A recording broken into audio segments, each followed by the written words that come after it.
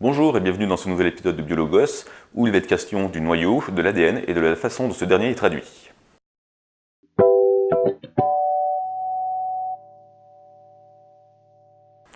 Alors pour commencer, l'ADN c'est quoi? ADN c'est tout simplement l'abréviation d'acide désoxyribonucléique. C'est une double chaîne hélicoïdale, c'est-à-dire en forme torsadée, composée de 4 composés chimiques qu'on appelle les bases. Ces 4 bases sont l'adénosine, la cytosine, la guanine et la thymine, que l'on représente généralement par la première lettre de leur nom, A, C, G et T. Ces deux brins sont reliés entre eux par ce qu'on appelle des liaisons hydrogènes. Pour ceux qui ont vu le premier épisode, ces liaisons hydrogènes sont liées au fait que l'hydrogène est peu électronégatif, ce qui fait qu'il a tendance à se faire piquer son électron par les atomes voisins et du coup être légèrement positif. Et du coup, il va avoir tendance à être attiré par les atomes plutôt négatifs. Pour ce qui est de l'adénine et de la thymine, elles vont pouvoir former ensemble 2 liaisons hydrogènes. Quant à la cytosine et la guanine, elles vont pouvoir former entre elles 3 liaisons hydrogènes. Et donc, dès que l'on trouve une adénine sur l'un des brins, on trouvera en face sur l'autre brin une thymine, et quand on aura une cytosine, on trouvera en face une guanine. Et ça, c'est ce qui fait que chaque brin d'ADN est l'inverse du brin d'en face. En quelque sorte, chaque brin est l'antibrin de l'autre. Voilà, ça c'était pour la structure chimique de l'ADN. Maintenant, on va pouvoir passer au noyau et à son fonctionnement. Alors le noyau, comme vous le savez sûrement, c'est ce qui contient notre génome, notre ADN. Tout comme la cellule, il est délimité par une bicouche phospholipidique avec des pores permettant de laisser passer l'information génétique. Et c'est là toute la fonction du noyau, envoyer de l'information génétique à la cellule pour qu'elle puisse fonctionner, et on va voir comment tout ça marche. Vous avez probablement déjà vu ce genre d'image, où l'on voit le karyotype d'un individu, c'est-à-dire l'ensemble de ses chromosomes. En réalité, l'ADN ne prend la forme de chromosome que lors de la mitose, lorsque la cellule se divise. Le chromosome est une forme compactée de l'ADN qui n'est absolument pas lisible par la cellule. Le reste du temps, il est en fait déplié de façon à ce que l'information génétique soit accessible. Et donc, comment on passe d'une information génétique à base de A, C, G, T à des éléments concrets qui permettent à la cellule de fonctionner? Dans un premier temps, des enzymes appelées ARN polymérase vont détecter la présence d'un gène à traduire grâce à la présence d'un promoteur. Un promoteur, c'est simplement une petite séquence génétique qui indique aux ARN polymérases où se situe un gène à traduire. Dans un second temps, les ARN polymérases vont séparer le double brin afin de rendre l'information génétique accessible. Elles vont ensuite faire une copie mobile du gène qu'on nommera ARN messager ou en abrégé ARN-M. Alors ADN, ARN, c'est quoi la différence?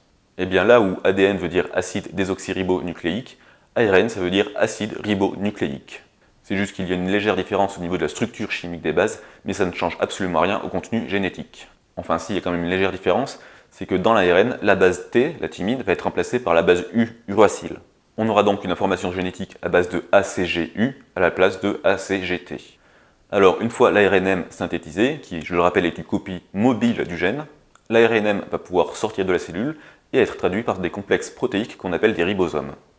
Et c'est donc là que toute la magie intervient, c'est-à-dire comment on passe d'un code à base de ACGU à des protéines. C'est là qu'interviennent les ARN transmetteurs, que l'on abrège par ARN-T. Ce sont des ARN d'un seul brin, repliés en forme de trèfle et qui contiennent 2 parties clés. Un site où est fixé un acide aminé et un site appelé anticodon. Pourquoi anticodon?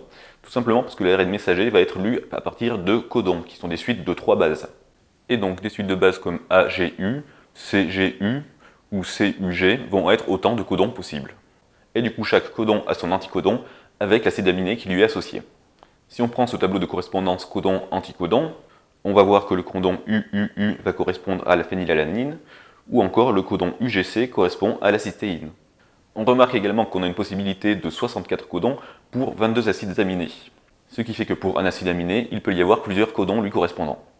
On va donc avoir une suite de codons qui vont pouvoir être lus et qui correspondent à une suite d'acides aminés. Et comme on l'a vu dans l'épisode précédent, une suite de plusieurs acides aminés, ça va faire une protéine. Et la lecture de l'ARN messager par le ribosome va s'arrêter lorsque le ribosome va rencontrer un codon stop, c'est-à-dire un codon pour lequel il ne correspond aucun acide aminé, ce qui va donc interrompre la chaîne de lecture. Alors ce qu'il faut voir aussi, c'est que ce n'est pas un système dans lequel un ARN messager va donner une protéine, ça serait un sérieux gâchis d'énergie. Un ARN messager va pouvoir être lu plusieurs fois par plusieurs ribosomes et donner ainsi un grand nombre de copies de la protéine. Et vu que la cellule crée de nombreuses copies d'ARN messagers de différents gènes en continu, ça lui permet de produire un grand nombre de protéines très variées à une très grande vitesse. Alors pour les protéines, ça ne s'arrête pas là, ça ne s'arrête pas à la simple traduction de l'ARN messager par les ribosomes. Une longue chaîne d'acides aminés, ça ne donne pas une protéine fonctionnelle.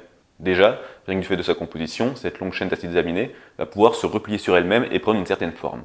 Elles vont ensuite être amenées dans une partie de la cellule appelée appareil de Golgi, où elles vont subir un processus de maturation. Ça peut être par exemple la création de ponts disulfure pour modifier sa forme, ou bien l'ajout d'autres éléments qui ne sont pas des acides aminés. Par exemple, différents sucres peuvent venir se greffer à la protéine pour y donner sa forme finale. Dans ce cas, on parle de glycoprotéine, étant donné que glyco c'est le préfixe pour sucre. Une fois ce processus achevé, on va avoir une protéine fonctionnelle qui va rejoindre le lieu de sa fonction. Si c'est une hormone, elle va rejoindre la circulation sanguine. Si c'est une protéine réceptrice, elle va aller s'insérer dans la membrane de la cellule. Si c'est une enzyme, elle va aller se charger de catalyser des réactions chimiques. Bref, vous avez compris l'idée. Voilà, c'est tout pour aujourd'hui. J'espère que ça vous aura plu. Comme d'habitude, si vous avez des questions, des remarques, mettez-les en commentaire. Sur ce, je vous dis à la prochaine pour un épisode qui sera consacré aux organites intracellulaires et à la façon dont la cellule produit de l'énergie.